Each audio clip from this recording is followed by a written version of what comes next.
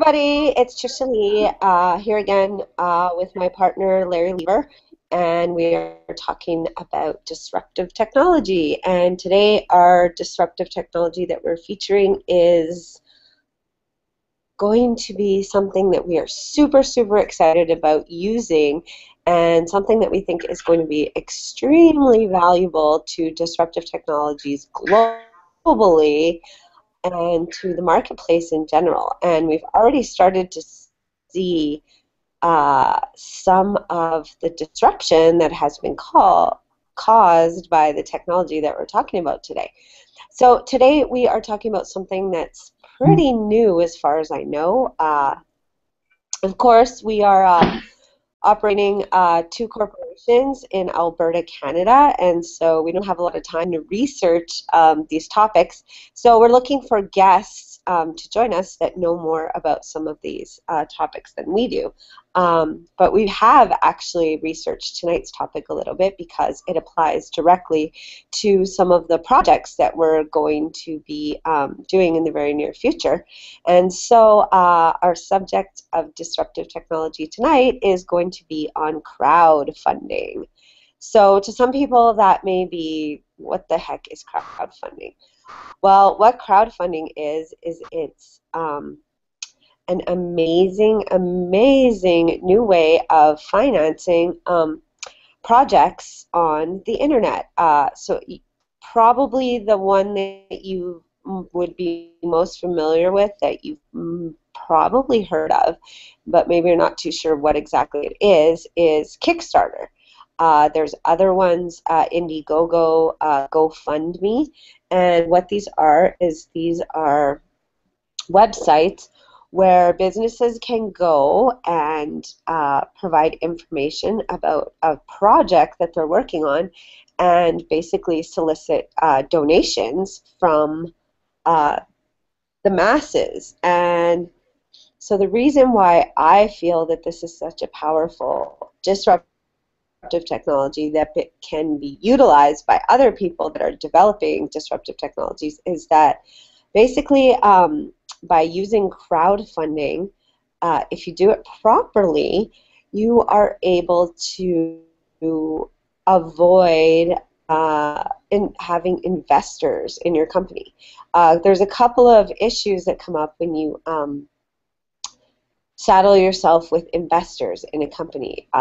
You have this group of people that have put their money towards your project, and so they are looking for a return on that. But with crowdfunding,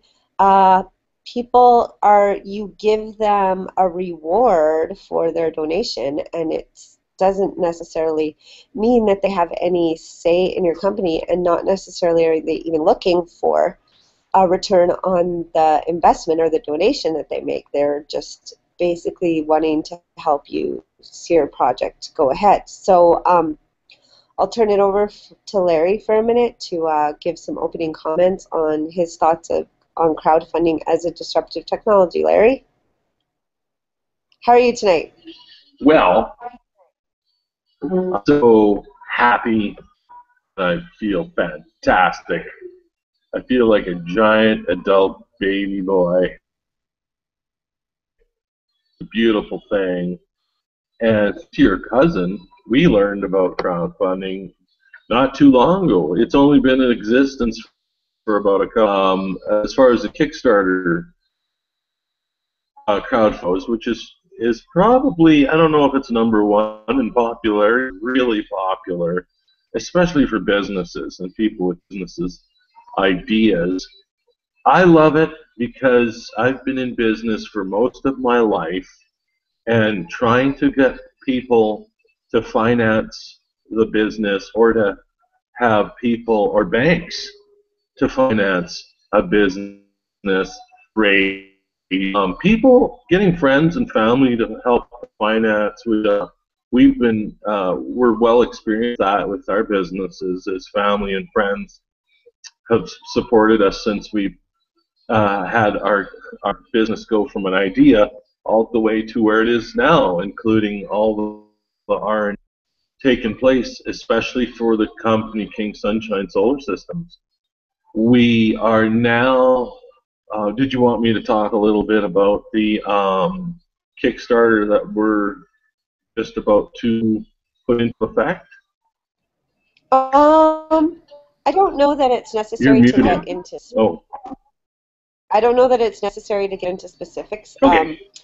Think that we'll just talk about it generally, and then maybe right before we kick off our campaign, we can do a special hangout for that. Okay. My whole intention for this is to just inform people of what crowdfunding is and how to use Okay. it. So you can get Okay. specific on the how we're going to use it. Uh, I'm super excited about the whole idea of it. It's just a way better route for most businesses, I think, because Yeah. you don't want to give up control. And maybe you can talk about your little bit of your experience with investors in your past business and how that some of the or well, I wouldn't say trouble, but some of the uh, how things maybe went that wasn't in tune with what you wanted for the company, and how crowdfunding could have helped you avoid um, uh, I guess the loss of control that you experienced in the past.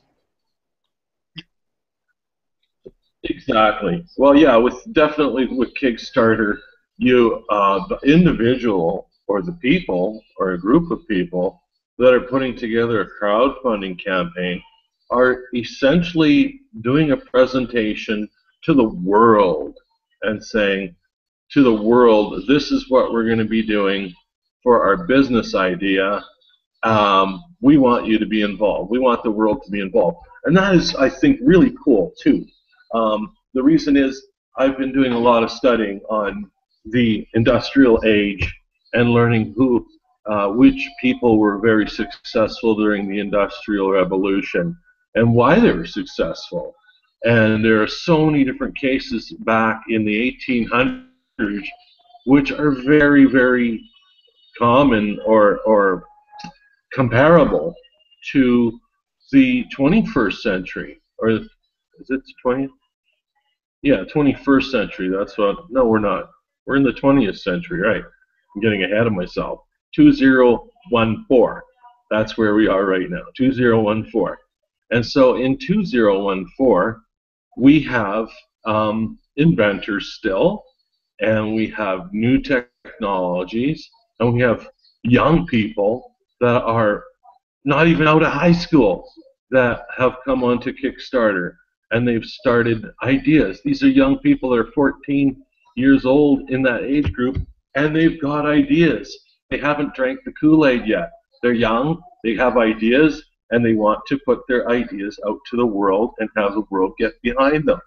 And so I think Kickstarter and other crowdfunding platforms, to name a few, what are we'll name some of the other ones later because I don't have a good memory when it comes to that because I'm an inventor and I don't focus on those sort of things all the time. So Kickstarter, you basically, what I've learned about Kickstarter is that most of the successful Kickstarter campaigns have a really cool video that's put together by the Kickstarter people who that are looking for people to invest in their ideas. So the individual or group of individuals will start a Kickstarter campaign, and they will tell everybody about what their idea is. And I don't know if they've talked to patent agents in case they have intellectual property. I guess they can do that, or maybe they don't want to do that. Maybe they just want to share their information in the world. With the Kickstarter, it doesn't matter. You're in the campaign are in control of everything. So they usually have a video and they have photographs, pictures, uploaded pictures of their ideas or products, whatever it is they're working on. And then they have a description of what their products are. And it can go into great detail. Some people don't go into real great detail. They'll talk a little bit about how they got the idea and what they're wanting to do with the idea. And with the Kickstarter thing, I think they call them perks. And what perks are is once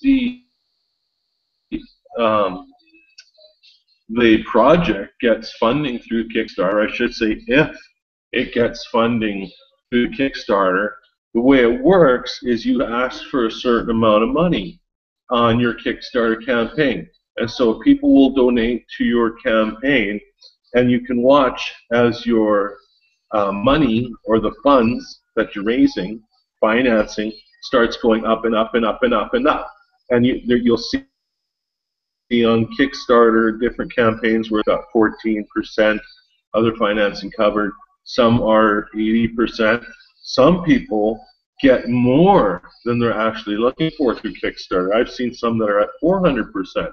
So they've asked for $20,000 and they've received $80,000, which means they get the money to start their campaign, which is really fabulous because a lot of people know that are in business that when you start a company, it's so hard to really estimate, well, I'm going to need this much money for this project. And it's really hard to estimate that kind of stuff. You can do all the numbers, but there's always unforeseen things that can happen. And that's why they say, if you're going into business, make sure, we've been told this by several people, make sure you don't quit your job. Make sure you have some kind of form of income, whether it's from employment or part-time work or whatever kind of income you can get, even from another business. You might have a small little business that just keeps you revenue moving in, which is what we have with King Sunshine Solar System. We're all self-funded, and a lot of the funding comes from our recycling company. So that's essentially, in a nutshell, I think how Kickstarter works. We are just on the ground floor of putting together our campaign. We've almost completed our video. I'm not going to let the cat out of the bag as to what it is, but all I can tell people is it's the coolest thing ever in regards to recycling. And so I think that's generally a good description of what Kickstarter is and how it works. Let me know when it's time to talk about how it's disruptive, because I got a lot of information on that to share. On which? Information about what to share? When we start talking about, I want to share the information on what it's like without Kickstarter. Oh, yeah. So I just really super excited about the opportunity that crowdfunding, whatever site, whether it's Kickstarter or one of the other sites. I think Kickstarter is the most widely known and popular, but I think that there's new ones cropping up all the time. Just so that you know, Kickstarter is specifically for business. From what I understand, they do not accept campaigns from charitable or non-for-profit organizations. There may be some crowdfunding sites that are for nonprofits, but I believe Indiegogo and Kickstarter are both for businesses or individuals that are attempting to make a profit.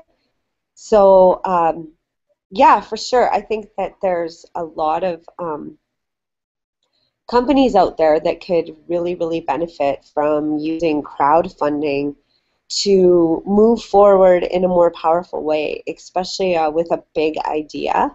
Because so many people out there in the world have really great and really big ideas. However, I think the social conditioning, at least here in North America, is to see the obstacles, and with all the things that I've been learning through Project AWOL is they basically, in my mind, have turned all obstacles into opportunities.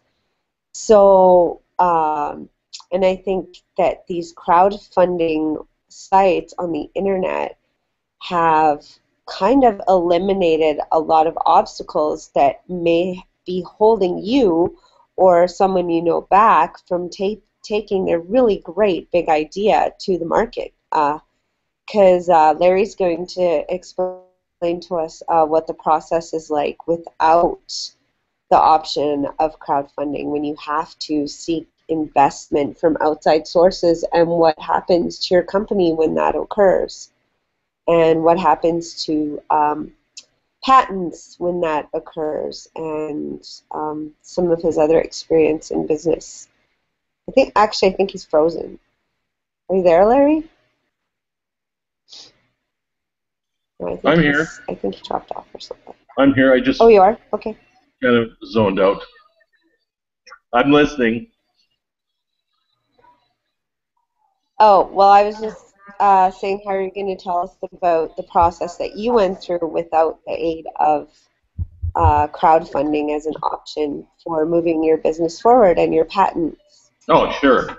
When you don't have something in existence like crowdfunding, you have to travel the world on a raft and go from continent to continent looking for the right people for your idea. Or you don't have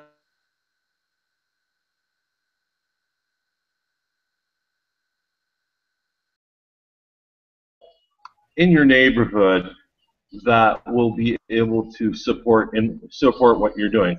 Family and friends are always relatively close by, but without the a crowdfunding platform, it's, in my opinion, way more difficult. As I mentioned, I've been studying up a lot of on these people from the past that were involved with the industrial age. Everybody from the people that invented the light bulb to the people that invented electricity, and or all ends of the spectrum. And so to look at their lives and what happened, um, there was so many people, inventors and businessmen, that wanted nothing to do with banks. And today, for myself, and I think for a lot of other people, after you've gone and emptied your family and friends' pockets of all their life savings, and you still require more funding, the next place most people go is the bank. And that is always like going to the dentist with rotten teeth. It's not a very pleasurable experience. And so I don't believe I've ever had a positive experience when having to go to the bank with a business plan, and actually a written business plan, which is a whole different topic regarding financing. The nice thing about Kickstarter is the business plan is really, I think, in people's imaginations as they read through your stuff. They either get it or they don't get it. Business plans go into great detail, and banks like that. So without having something like Kickstarter, those are your options. And then your next option, if you have intellectual property, depending on what time you're in, I've been through quite a few different business experiences with intellectual property over the past 30 years. So I have a few patents now in my name. Some have already expired. It's been that long. But to get money for patents, I'm not sure if Kickstarter does that. I imagine you can include it in part of your Kickstarter campaign. And so if you go through the quick Kickstarter process in comparison to the way things used to be without it, I think it's just a lot easier to do things. Generally, from what I've seen, it's almost like a combination between the bank and investors, because who knows who's putting money into the Kickstarter? I don't think really anybody knows. And what people promise as their perks or the returns to their investors is quite a bit different than with banks or investors per se. So if you have a business and you've exhausted your friends and family for financing and the bank says go away, then the next thing you do is you find people that have money. And personally, from my experiences, I knew people that knew people with money. And so I would talk to the people that I knew, and they would introduce me to the people with money. And then when that happens, you really have to pour out your heart and soul to these people with money, because if they're going to give you much more money than your friends and family, they really want to know everything about your business. And that is, I've done that once in business. I've learned since then that there's other ways to raise. There's several other ways to actually raise startup capital for a company. You can use your imagination and think of a lot of different ways to do things. So there's with, as you mentioned, with patents, the government sometimes offer grants. If you have an idea and you can make a prototype, then the government will have a look at it sometimes, and depending on what government is in power at the time, they may have a program that will offer you money to actually go out and get your patent paid for and have your patent pending, which is a really rare thing that happens, but it does happen. I don't know if it's happening today, but it did happen 30 years ago in Alberta. Things changed over time. So I don't know if I'm getting us slightly off topic with this. However, as when it comes to the crowdfunding platform versus investors, with investors you really have to give up a lot, and you have to give up a lot of control of your business. And I think, Trish, that might be what you're getting at. If you nod your head, I'll keep talking. Yeah, and that's what I experienced in one of my companies, is because it was a patent, or a company that had intellectual property that was good for, I think, another 15 years. So it wasn't that hard to find investors that would get behind something with intellectual property, because when it all comes down to it, intellectual property is the most powerful thing there is, because it can be grown into so many different types of wealth. And so with these investors that I got involved with, we were all pretty much harmonious at the start of things, but over time people change, and sometimes you find out the true color of your investors and you go, this isn't really what we talked about like 3 or 4 years ago, and you've kind of changed your attitude towards what we had talked about.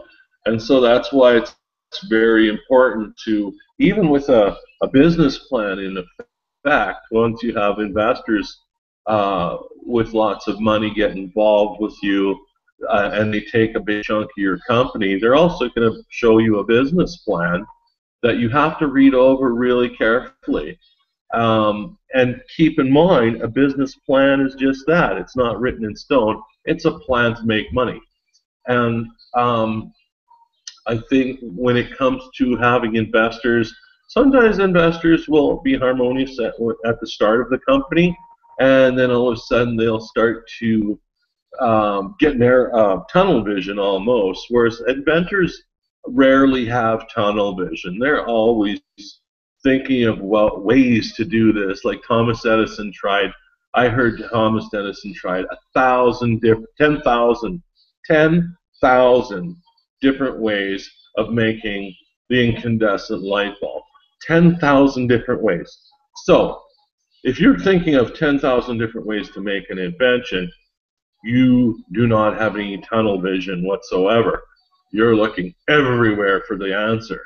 So when you get your investors involved, depending on what kind of people they are, they might start to develop this tunnel vision, which can be really frustrating. And I think that's kind of why I went through with one of my businesses is the main investors kind of got tunnel vision because of the environment and the region where this business existed. It was in the center of the oil patch, and it was technology, intellectual property that had applications universally. It was a type of technology that could be used in almost every area of life.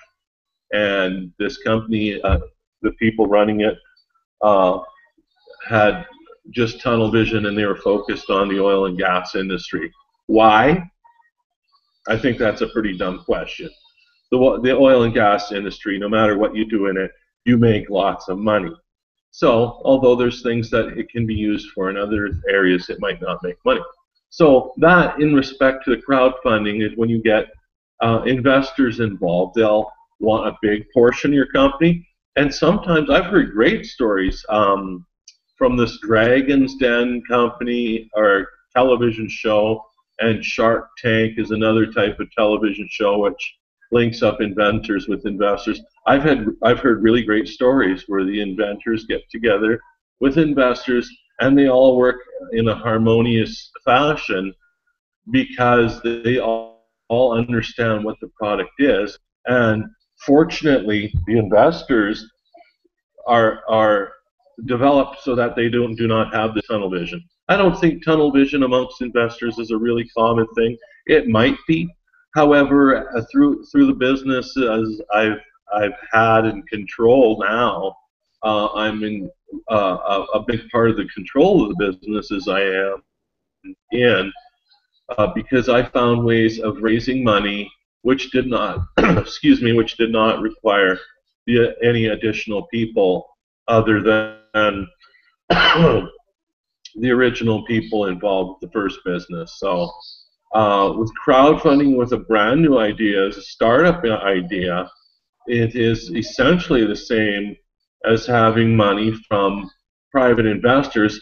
However, you don't really know who the private investors are, and they get something in return for being part of your crowdfunding or whatever fundraising campaign you're doing. And there's something there that they want. You know, I think with crowdfunding or Kickstarter, people look at what the company is going to end up doing, and that's usually what their reward is not a return on investment like investors. Your standard investor looks for return on investment. With Kickstarter, it seems more like people get the product, whatever the product's going to be. And so I think that's really interesting. That is a really cool, down-to-earth way of rewarding people for helping you out.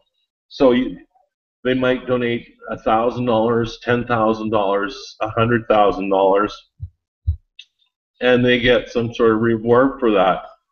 The reward's value is not based necessarily based on anything. It can be a hug, a $100,000 hug from the inventor, something as nutty as that. Like there's people that want that. They have hundreds of thousands of dollars or millions of dollars, and all they want is in return is a hug. You know, I have never heard of that happening, but Starter and with this crowdfunding platform, it's not out of the ordinary to see some kind of perk like that. And you know, I know there's people out there that need hugs. Right.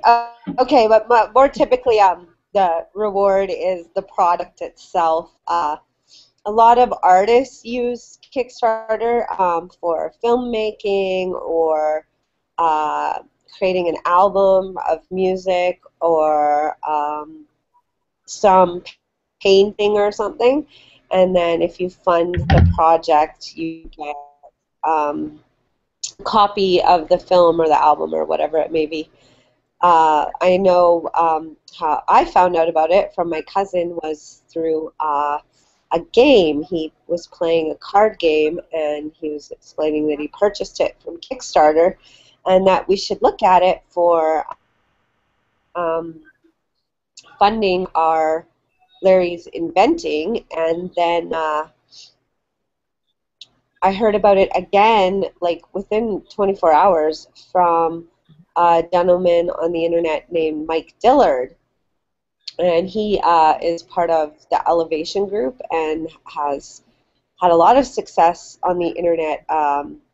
His past companies, his book, Magnetic Sponsoring, etc., etc. Anyway, he was talking about using Kickstarter for selling a T-shirt.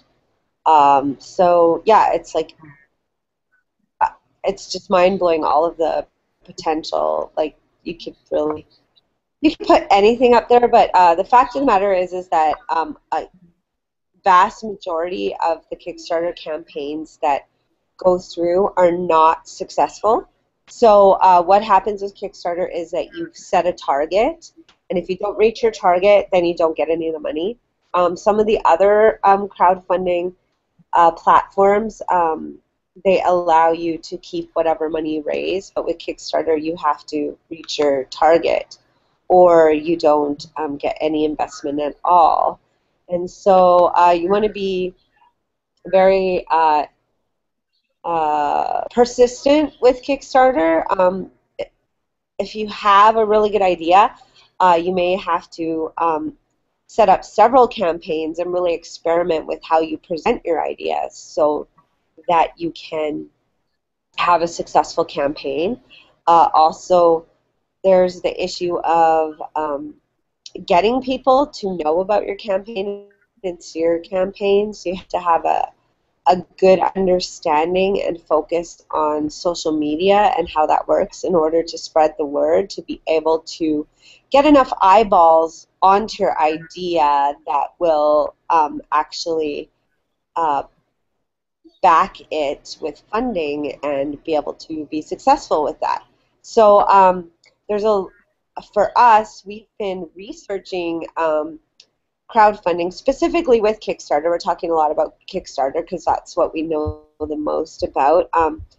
From what we saw, Kickstarter had the most diverse types of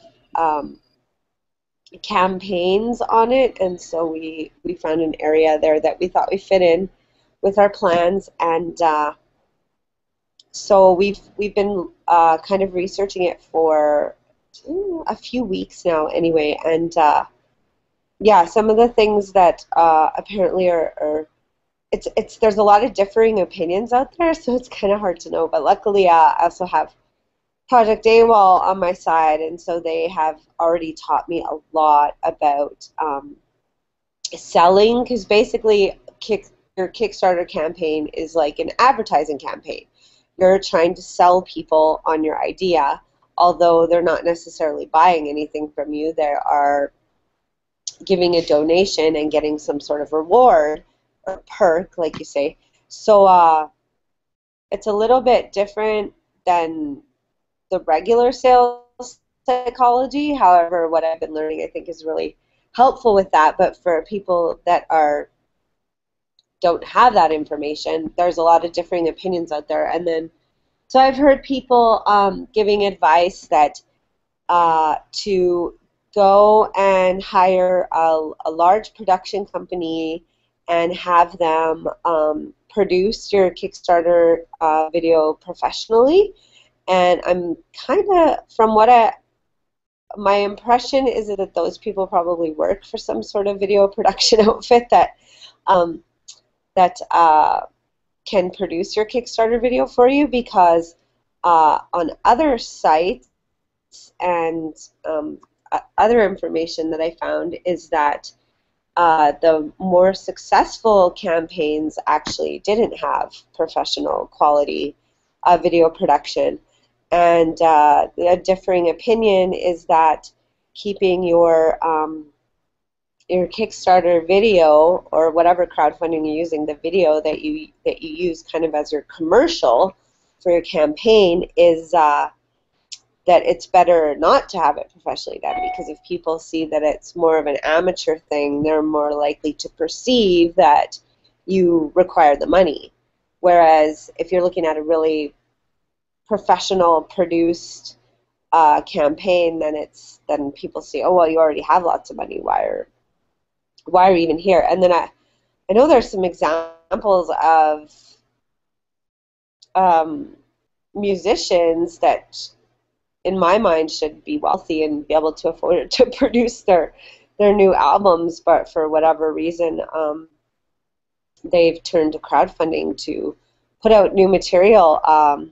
Like studio time and stuff, it can be fairly expensive, but and yeah, there's some really high-profile people that have had successful Kickstarter campaigns, and so it's hard. It's hard to really.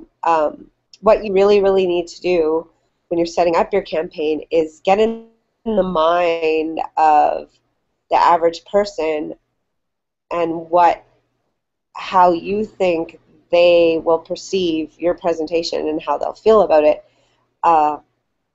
So yeah, there's a lot of information out there about how to set your Kickstarter campaign up right.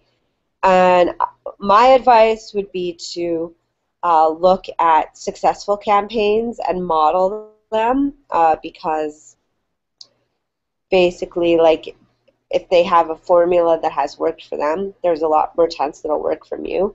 A lot of the people that are out there giving all over the internet, but specifically with crowdfunding, there's people out there giving information that I believe probably have never launched a campaign, that they're just observers that hopefully have done some research, but there's no way to verify that these people actually know what they're talking about. However, when you look at the successful campaigns and Kickstarter has had something like hundreds of thousands of successful campaigns run through their website where they've been able to fund projects for people. And so I would just look at some of the most successful campaigns that have come through Kickstarter and model after them. I think that for us, we kind of got a little overwhelmed and wasted a bit of time listening to advice from people that may or may not have known what they were talking about. And yeah, there was definitely some conflicting views on how to do it right. So, but what I did find is that there was some similarities with the successful campaigns. And so a couple of the similarities were the presentation of the video, and simple and shorter seemed to be a common thread, as well as the perks being offered also seemed to be a common thread. And the campaigns with perks that were actual tangible products, whether it be a DVD or some piece of art, seemed to do the best. So do you have any ideas or opinions about that, Larry? Oh, he may not be able to hear me. Sorry, what? Any ideas about what? I still can't hear you. Oh, there you go. I can hear you now. Oh, just about what the successful campaigns, like what are the common threads with the successful campaigns that you've seen during our research, specifically to Kickstarter, but I think probably all crowdfunding is generally the same. I think it's a matter of being that's really a tough question. Because when I looked at it, the things that I thought were successful is that somebody actually spent time, putting together their campaign. The video is, if not professionally done, looks professionally done. The perks are good perks that seem to be successful. And originality really counts quite a bit. I remember seeing one Kickstarter where it was this idea of a product that'll take a selfie from space. And I thought, well, that's not something I would really be cool with because, it's not something that turns my crank. But there are those people that feel, yeah, that would be really cool to have a picture of myself in outer space. It's not something that I feel I need. But then again, I don't think I'd be the type of person that would go to a Kickstarter campaign um, for that. However, that campaign raised millions of dollars. So there's millions of people, or several thousands of people, that are interested in having a selfie from space, because that was one of the main perks. Excuse me. So I think it's important to have your perks make sense and be something of value. And I also notice a lot of successful campaigns also had several different types of perks, like several different levels, from whatever $5 up to $500,000, and all these different levels of perks. So when you go to Kickstarter or any other crowdfunding platform, you can pretty much see that with their campaigns. And so whether or not that changes from month to month, day to day, week to week, I don't know.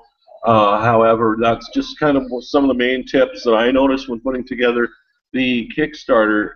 For our Kickstarter, I kind of wanted to look at what was successful and what I thought was cool and successful. Because if I like it and it's a successful campaign, I'm probably gonna go with the stuff that I like about that campaign, and probably not mirror it, but definitely take something away from that campaign and customize it for my own campaign. Whether or not that works or not, I have no idea, because I've never done a crowdfunding campaign yet. I've just basically been studying on it, and looking up what the details are. And that's a really good question. It can take a lot of research. I think one of the coolest ones I found was that 3D printer. Uh, it's a 3D printer spool maker or not spool maker, filament maker, for running into a 3D printer by using recycling, plastics that are gathered from recycling. That really turned me on. Why? Because I'm into recycling, and that's something I would invest in. To, I guess, contradict what I just said earlier, that is something that I would look at and not only invest in, but probably look into buying the system or licensing the system for our business. I'm not sure if we're quite ready for that yet. However, it's very interesting. And entertainment factors. I think the main thing. You don't want your Kickstarter campaign to seem boring. And it's funny, that we're talking about this, because when I can remember meeting with investors when they wanted to check me out, I was basically my crowdfunding campaign when I met with about 8 millionaires in one room in a real fancy restaurant. I felt like a fish out of water. I was sweating bullets, but I was being really honest with these people, and they asked me questions, and I guess I got I've learned later in life that everyone's equal. However, at that particular meeting when I met these shareholders for the first time, I felt, what's the word, in a different league or in a different class, because I didn't understand when I was younger the importance of intellectual property when it comes to in talking to investors. So I had this thing called intellectual property that that the value of it was actually probably had more value than these investors times 10. And so, but unfortunately, the company didn't go that way. However, the technology did have an incredible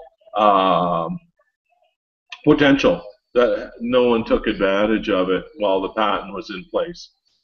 And so, anyways, you're doing your crowdfunding campaign, that honesty, I think, really is important, because it's really no different than um, sitting down with a group of people that to that want to learn about you, so that they'll either invest in you or not invest in you.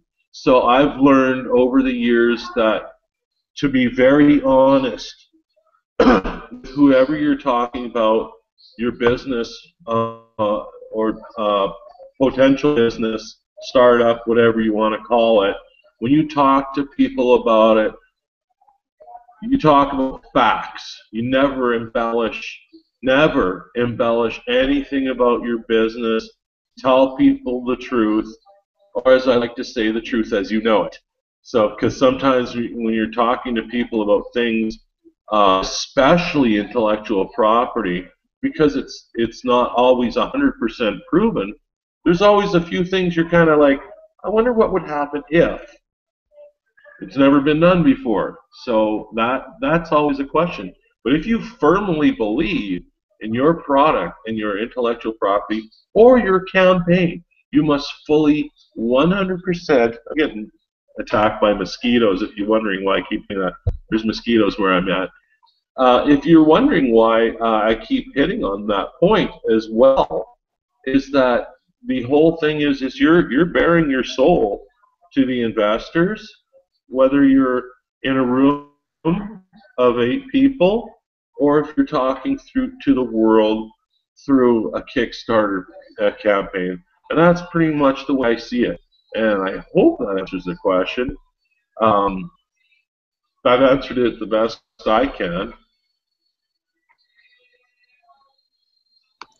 Yeah, well, it's I always say this on this hangout, but it is like the most amazing time in all of human history to be alive. There is so much new technology coming out so fast. And I was just listening to Gary Vee today, and he was talking about how smartphones didn't even exist 10 years ago.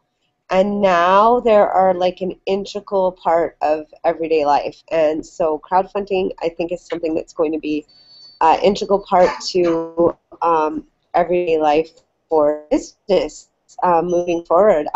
Startup companies have totally had so many obstacles removed via crowdfunding platforms that now exist. And so as far as how that technology is going to be disruptive in the marketplace, I see that businesses will be less and less reliant on financing from banks because, like you say, most businesses go and get a loan from the bank. And I think there's a lot of individuals out there with a lot of really good ideas that just is not an option for them. They might have credit troubles from their past. They may have other circumstances that prevent the bank as an option. So this is just like an amazing option for businesses everywhere and individuals everywhere to be able to move forward in a much more powerful way. So if your idea is a really good one, there's probably a way that you can use crowdfunding to your advantage and totally free yourself from the obligations that banks and investors will put on your company. It's like an added stress when you have loan payments to make, especially if you're dealing with a product that isn't quite ready for market, which is where we're at. there's not in the future that there's a possibility that we could use banks to finance um, our disruptive technology. You can look at our project at kingsss.ca, and that's not what our Kickstarter campaign is for yet, but we do hope to use Kickstarter to maybe raise money for patents or manufacturing or something in the near future. Right now, though, it's definitely not something that we're going to take to the bank because our company has no sales and no assets other than our intellectual property. And banks are different than investors. Investors can look at your intellectual property and your idea and your vision and see where it's going, but banks, all they want to see is financial statements. And so our financial statement is totally lopsided with heavy amounts of investment and like all pretty much on the liability side, except for I guess the patents that we paid for would be on the asset column, but for the most part it's been all trial and error and spending on just parts and materials that didn't work and then having to find ones that might work and trying them, and this back and forth game where yeah, there's no bank that would really touch us. And then as far as private investment, it's there's that control issue, right, where especially if you have a patent and you want your patent to be used in a certain way to if it's like if you're like us and it's not about the money, you want the patent to be used to accomplish a certain mission. Like with us, we want to clean up pollution. So it would be very easy for investors to come in, back us with a bunch of money, and decide that, oh, okay, well, you know, I gave you all the money, and now I'm a shareholder, and now I have say in what you're doing, and what I want you to do is develop this technology for a weapon or something like that. And you know, that's kind of like maybe a far-fetched story of, however, that potentially could happen depending on how much investment you secure and how much power the company gains via that investment. I think a lot of times of the television series like Shark Tank or Dragon's Den, which is another kind of new phenomena of being able to secure investment, is going and doing a deal with these deal makers and putting yourself on TV to for people's entertainment to see if your idea sucks or if it's good, and if who wants to get in on it. But anyway, what you'll see a vast majority of those shows is the investor that's going to give up the money. A large amount of the time, they actually want controlling interest in the thing, and usually, if they're not in a position where they can get that 51%, which puts them kind of running the show, they won't make the deal. And that's kind of smart on their part. And however, a lot of the people that are on these shows realize that that's not a good situation for them. They don't want to give up control. And so a lot of times the deals are broke by the fact that there's this control issue. And with crowdfunding, that totally gets rid of that obstacle for people. So there's when, as long as you give out the perk that you promised to your funders or the reward or whatever it is, there's no loss of control. There's no recourse for people that put money in Kickstarter to come back and say, wow, this CD that you gave me, it sucks. I don't like your music, and I want my money back. Like, that just doesn't, I don't think that's possible. So, so it's kind of like, I don't know, it's it'll be interesting to see where it goes. Like I said, I see it disrupting a lot of the deals that banks make. I see it disrupting a lot of these investment outfits that are out there, that tend to give out seed capital. I think that some of them have already suffered because of economic situations in different countries already. And I think this just kind of adds insult to injury, this whole crowdfunding phenomena, because yeah, it's something to look at for bringing disruptive technology into the marketplace, as well as it itself being a disruptive technology that is changing the landscape and the marketplace.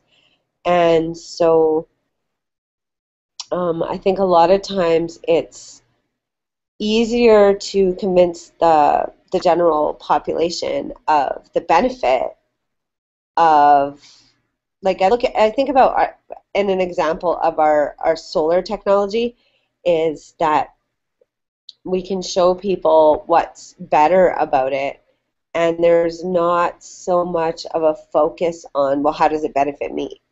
Because it's with what we're doing, I think it's pretty obvious how it would benefit you, and even if it's not, like, the explanation is that we're turning to you, the public, like we haven't even worked on this campaign yet, but by turning to the public and setting up this campaign, we are trying to avoid having to work with the big utility companies, because we do not believe that they will pass the savings along to the end user. We believe that they will put all those savings into the profit column, and it's not really going to make a difference to average people.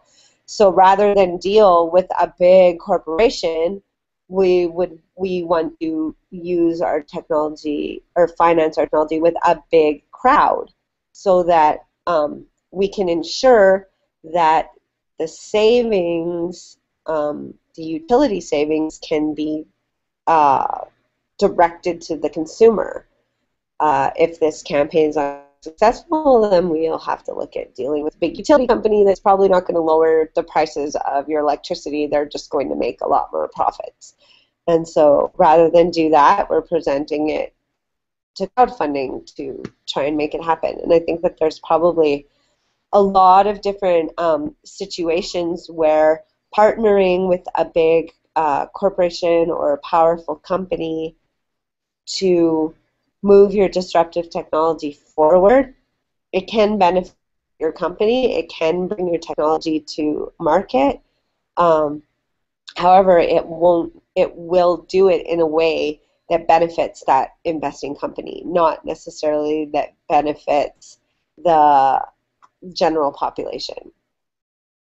I don't know if you agree with that or not, Larry, but I think that that's kind of something that I see, because I know that when we started this project, we looked at meeting with big utility companies, and through some research and stuff, yeah, it's quite obvious, given the landscape of the marketplace, that those companies they don't give up profits. They grow. They are always trying to grow their profits, and I could see them using technology like ours to raise, like, oh, we need new infrastructure, so we got to raise your utilities, even though, and just totally not be deceitful, but just leave out the part about the new infrastructure that they're putting in is going to save the company like X million of dollars, and they're going to pay more because it's new. And with crowdfunding, you avoid that. Well, I don't, that kind of profit mindset, I guess it is, that the kind of, because our motivation, well, we started with, like, our motivation for years now has not so much been the profit. It was more the environmental side of things, that my sister lives really close to a coal-fired elect electrical generating station, like really close. And her little boy had leukemia, and so we just thought, there's got to be a better way. Like right, just like less than 100 feet from her home are these like giant um, power lines, like crazy high voltage power lines that, and like there's no proof that there's a connection between that and leukemia. Although I do know in Europe they did do a study and they found that cancer rates were a large percentage higher among citizens that live near these high voltage power lines that I'm talking about. So our motivation more came from cleaning up the environment, and if we have clean air and water, I think that will translate to cleaner food, and it will clean up our bodies as people and the animals, and it's just a big win-win-win situation. However, given this, I think you'd still get those same wins by partnering with a big utility company, except for the all the work that we've done to make the technology inexpensive. I don't know. I'm a pretty firm believer that big utility companies are not going to pass that savings to their customers. They're going to pass the savings as in the form of profit to their shareholders.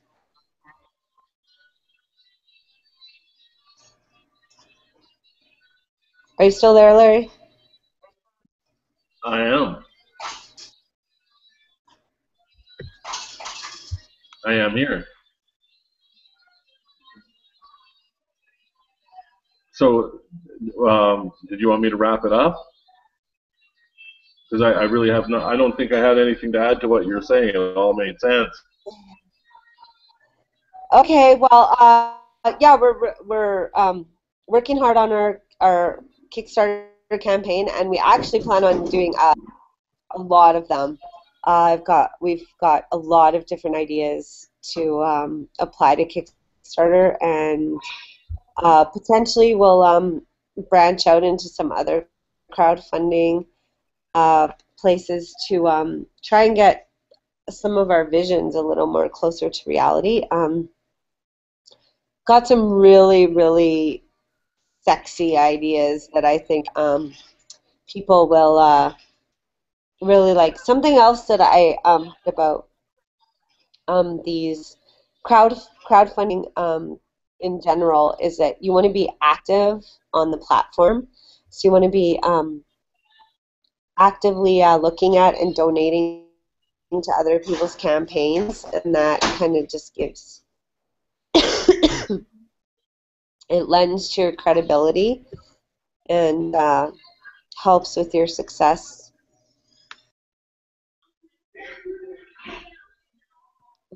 Excuse me. But yeah, I guess with that, I think it's been an hour that we've been talking, and yeah, I definitely would like to get some representative from one of these crowd sourcing platforms, or maybe someone that's had a successful campaign or something. Anyway, we'll look for some people to bring on the hangout and revisit this topic when we get closer to actually launching our campaign. And so yeah, everybody go out there and make it a great day, night, morning, wherever it is that you are in the world. I hope you're enjoying things, and thank you so much for watching. And if I don't see you in the future, I will see you out in the pasture, because that's where I'll be bright and early in the morning. And everybody out there to know that I'm a firm believer that in this life, anybody can be, do, and have anything they want. Or we can have everything we want. Now I'm choosing everything, and I hope you will too, because you can. So thanks for watching. Bye, everybody. Bye, Larry. Bye bye. Peace.